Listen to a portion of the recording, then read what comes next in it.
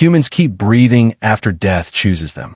That sentence violated every law my species had trusted for 12,000 orbital cycles. I knew because I was there. I measured her pulse. I watched it disappear. Then I watched her stand. My name is Rel, senior tracker of the Varkesh Dominion. Predators, according to every civilized archive. Hunters without mercy. That is what the galaxy called us. They were wrong. We hunted because hunger demanded balance. Humans fought for reasons that made no biological sense. That frightened me long before I ever met one. The assignment looked simple. Escort the Council's youngest cubs across the ash ravines. Avoid pirate territory. Avoid human space. Especially human space.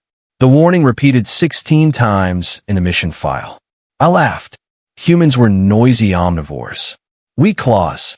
Blunt teeth. Soft skin. Nothing worth fearing. That was my first mistake. The cubs traveled inside a crawler protected by 6 armored escorts. I commanded the rear guard.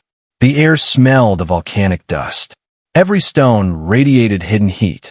Perfect terrain for ambushes. I expected raiders. Instead, I found silence. Silence is never empty. It waits. My neck frills tightened. Movement flashed across a distant ridge. Not 1, 7. No, 9 heat signatures. They vanished before scanners confirmed them. Excellent camouflage. Professional hunters. I ordered defensive formation. The cubs laughed inside the crawler. Children never recognized danger. Another mistake. The explosion split the canyon. The front escort disappeared beneath fire. Metal rained from the sky. The second blast flipped our crawler onto its side. Everything became dust. Smoke. Screams. I counted enemies. 23. No insignias. Mercenaries. They wanted hostages. Not bodies. That meant suffering. I drew both plasma blades. 3 attackers rushed me. 2 died. The third removed half my shoulder armor with an accelerator round. Pain sharpened my thoughts. The cubs. Protect the cubs. That was all that mattered. I reached the overturned crawler. The emergency hatch refused to open. Something heavy blocked it. Another explosion. Closer. The pirates were surrounding us. Perfect tactics. Slow. Patient. Cruel. Then another figure entered the battlefield. 1 heat signature. Running directly toward the explosions. Toward us. Not away. A human. Female. Medium height. Dark combat suit. No military insignia. No helmet. Impossible. Every intelligent creature fled artillery. She sprinted into it. Clearly she misunderstood where danger existed. I pitted her. She slid beside the crawler. Looked at me once. Our eyes met. I expected fear. Submission. Negotiation. Instead she examined the trapped cubs. Nothing else. She ignored me completely. An obvious prey instinct, I concluded. She believed refusing eye contact would calm the predator. Ridiculous. Without asking permission, she planted explosive charges beneath the crawler. I raised my blade. You'll kill them. She answered with only 2 words. Trust me. Humans always say irrational things before dying. The charges detonated. The crawler lifted just enough. The hatch opened. The cubs crawled free. Alive. Every calculation in my tactical implant declared that outcome impossible. One pirate sniper noticed. He changed targets. Not the cubs. Not me. Her. The round struck her side. Metal fragments burst through flesh. She staggered, then continued moving. Blood covered her hand. She didn't even look at the wound. Absurd. Pain exists to stop movement. Humans ignored instructions from their own bodies. I decided they possessed damaged nervous systems. That explanation satisfied me. For nearly 3 minutes. She grabbed the smallest cub, another under each arm. She ran toward shattered rock while bullets chased her. No armor, no shield, no logical chance. She kept moving. The pirates followed. Of course they did. Weak prey carrying valuable hostages. An easy capture. Another mistake. The human dropped behind a narrow ridge. The pirates smiled. I could see it through their visors. Cornered prey. Finished. Then the ground exploded beneath them. Hidden mining charges. Old. Forgotten. She had noticed them while running. No scanner. No tactical display. Only instinct. 6 pirates vanished. The survivors hesitated. Exactly 4 seconds. Humans transformed 4 seconds into eternity. She used every heartbeat perfectly. The cubs reached my position. Alive. Unharmed. She did not. The second sniper fired. The round entered her back. Exited her chest.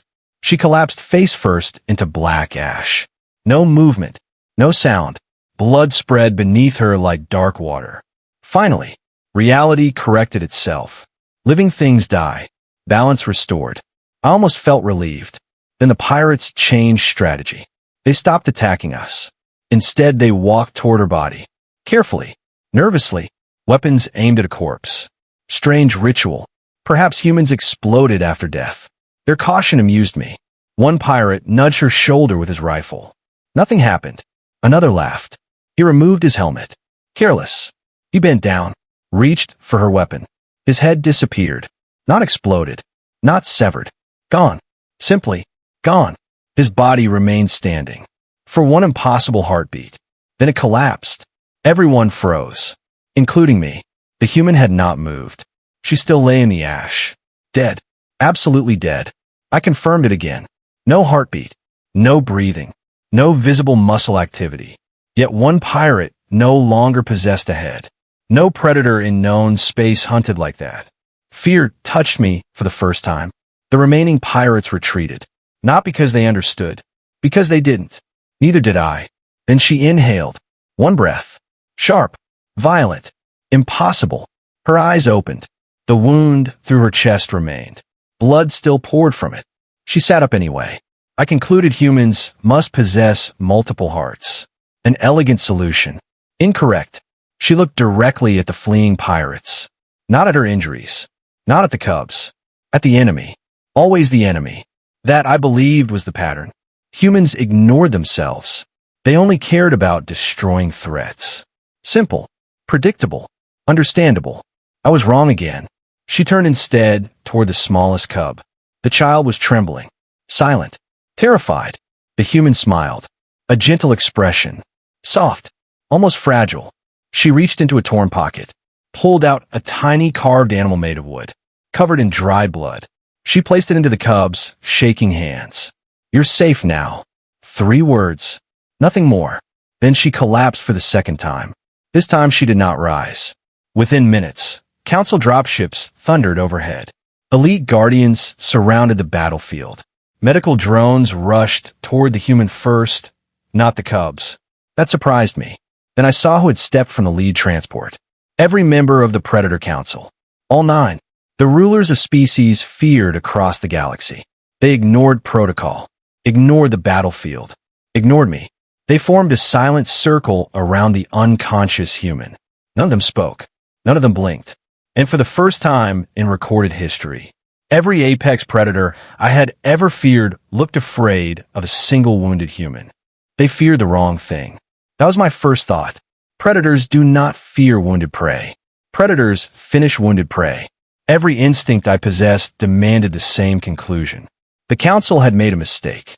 Again, I was wrong. Again, medical drones surrounded the human.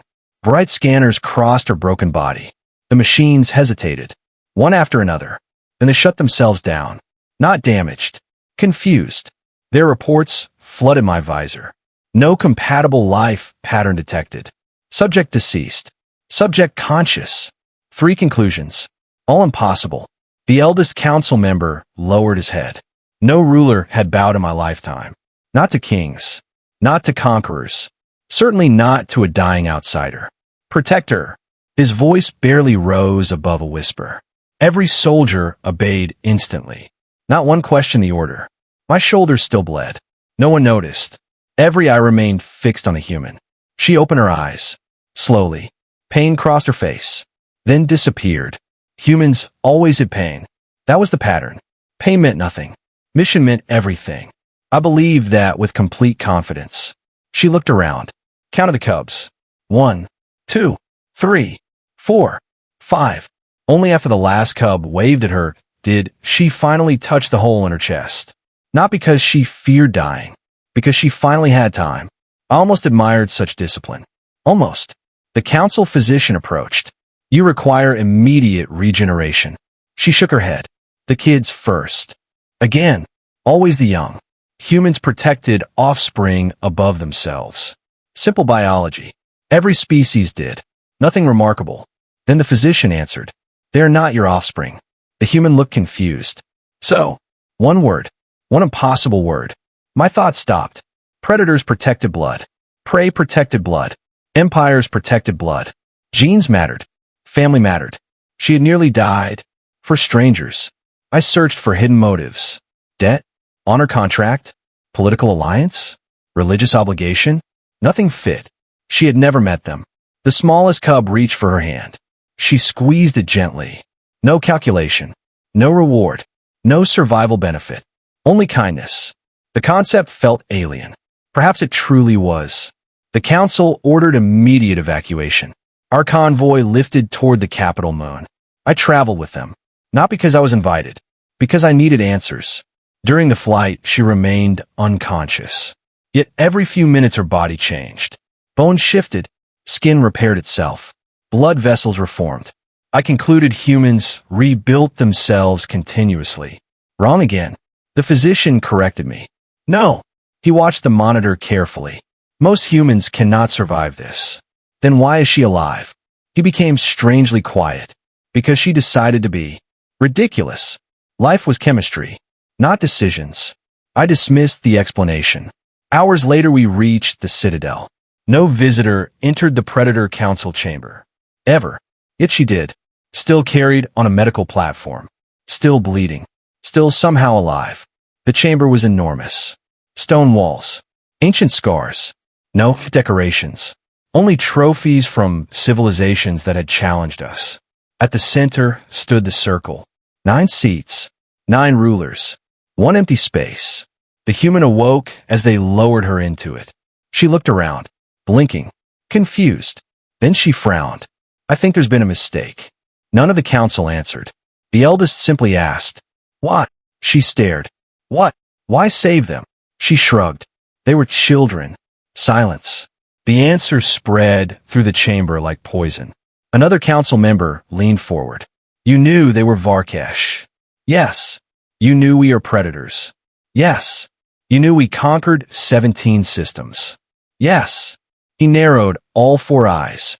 And still, she looked genuinely puzzled. They were scared. Nothing more. No speech. No philosophy. No heroic declaration. Just, they were scared. I searched every cultural archive in my implant. No strategic doctrine matched those words. The eldest closed his eyes. I warned the galaxy. My frills stiffened. Warn them? About humans? When did you meet them? I asked before protocol could stop me. His gaze found mine. His expression carried centuries. I met them 42 cycles ago. The chamber became perfectly silent. He continued. Our hunting fleet crashed on an ice world. No food. No shelter. We expected death. I listened carefully. Every soldier did. A human settlement found us. They had little food. They divided it anyway. 1 child starved that winter. My breathing stopped. They sacrificed their own offspring? No. His voice broke.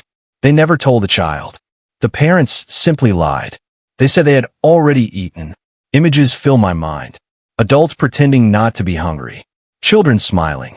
Predators surviving because strangers chose hunger. Impossible. No species does that, I whispered. I know. The eldest looked at the human. That is why humans terrify me. Not because they killed. Because they gave. Because nothing could predict them. I finally understood the mistake I had repeated since the canyon. I believe humans ignored themselves to destroy enemies. Wrong. They ignored themselves to protect anyone who needed protecting. Enemy, friend, stranger. It made no difference. That made them impossible to manipulate. Impossible to intimidate.